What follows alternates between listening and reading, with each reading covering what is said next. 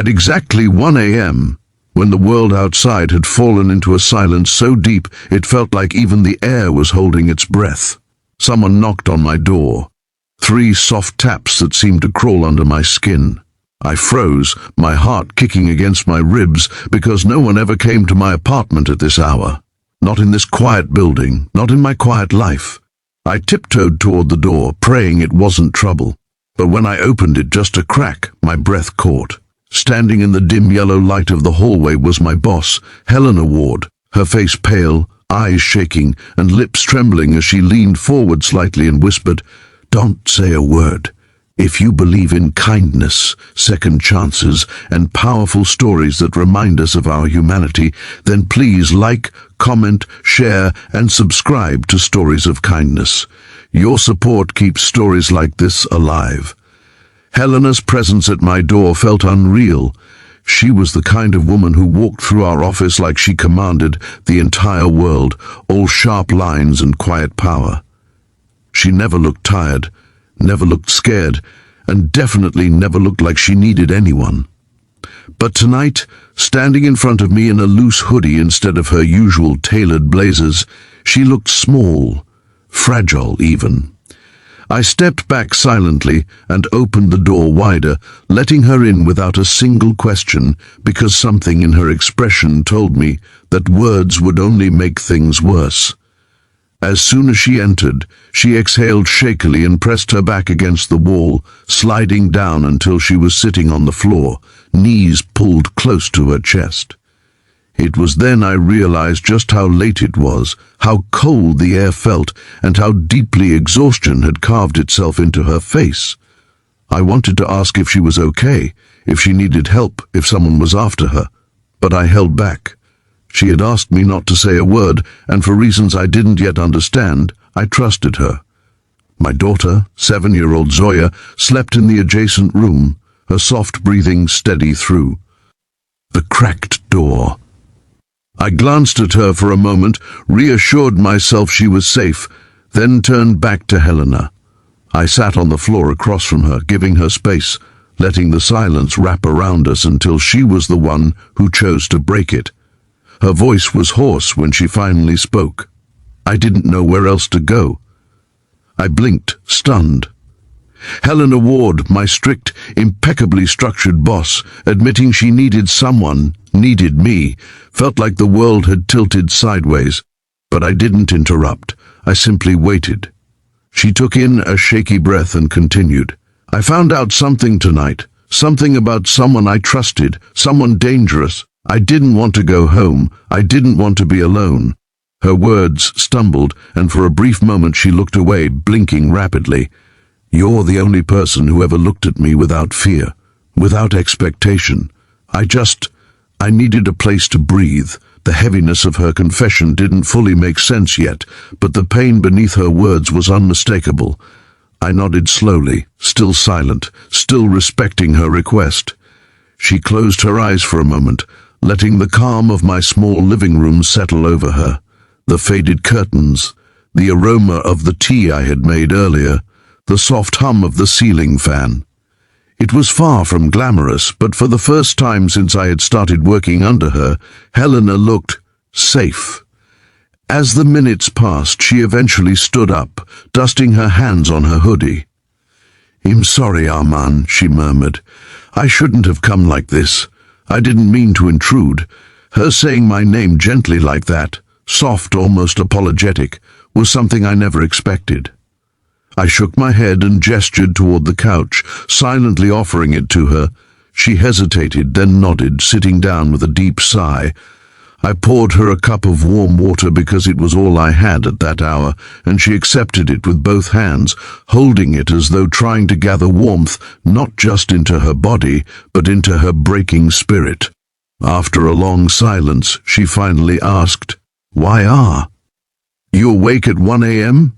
This time I hesitated. My struggles weren't secrets, but they weren't things I spoke about easily. Yet something about Helena being so unguarded in front of me made honesty feel like a bridge between us. I gently explained that I often stayed awake to finish extra freelance work in order to take care of Zoya, that single dad life was a constant balancing act, and that sleep was sometimes a luxury I couldn't afford. For the first time, Helena truly looked at me, really looked at me, as though seeing the person behind the employee she ordered around every day. "You do all this alone?" she asked quietly. I nodded. Her expression softened, a hint of something like admiration flickering in her eyes. "I thought you were just reserved," she admitted. "I didn't know you carried this much." Her voice held a tremor, as if she realized how blind she had been to the people around her. I found myself telling her about Zoya's dreams of becoming an artist, about the late-night fevers, the school fees, the guilt of sometimes not having enough, and the constant fear of failing her. These were words I hadn't said out loud in years. Maybe her vulnerability opened a door in me that I had forgotten even existed. For the next hour we sat together in that dimly lit room, two people who, in daylight, lived on different sides of power and distance, but who in the quiet darkness found themselves unexpectedly equal in their brokenness. As dawn approached, Helena finally told me the truth behind her late-night escape. A close friend she had trusted deeply had betrayed her, stealing confidential plans and putting her entire department at risk. The confrontation had spiraled into something ugly, something threatening, something that made her fear for her safety. She didn't want to go to the police yet, didn't want news to spread, didn't want anyone to see her weakness. She just needed a place where her heart could stop racing. "And I came here," she whispered, "because something in me knew you wouldn't push me away."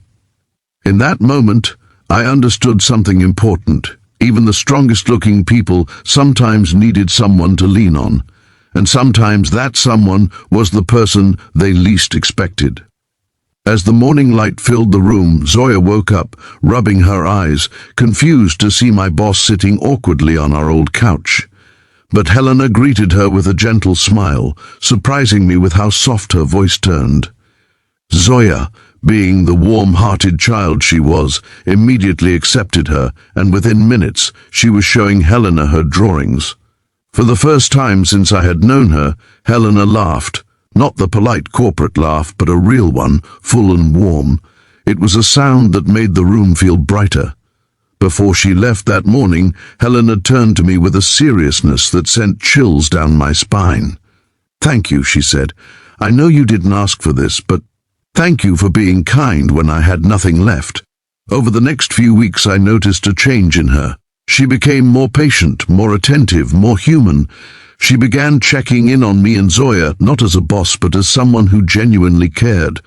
She even helped file a quiet but strong case against the person who betrayed her, putting an end to the fear that had driven her to my door that night. Our bond deepened, not romantically, not instantly, but in a way that made life feel a little less heavy. She began inviting Zoya to company events, helping her with school projects, and sometimes dropping by our home just to share a cup of tea and talk. The walls between us had fallen that night at 1 a.m., and what grew in their place was something fragile, beautiful, and life-changing. Months passed, and as spring arrived, so did a sense of peace I hadn't felt in years. Zoya thrived in school. My financial struggles eased with Helena's support and new opportunities she opened for me, and Helena herself began healing from the wounds of betrayal. We became each other's unexpected anchor, two lonely lives finding solace in simple acts of kindness. Near the end of one warm, glowing afternoon, as we watched Zoya play in the small community park, Helena turned to me with a soft smile. "You saved me that night," she said, "and you didn't even realize it." I felt something tighten in my throat, because the truth was she had saved me too, in ways neither of us were able to put into words just yet. If this story touched your heart even a little, please don't forget to like, comment, share, and subscribe. Your engagement helps stories like this reach more people who might need a reminder that compassion still exists. And before we end, I have a special request. Leave a comment telling one moment in your life when kindness changed everything for you, even if it was small. Your story might inspire someone today. Thank you for watching, and remember, even the quietest acts of kindness can save a life.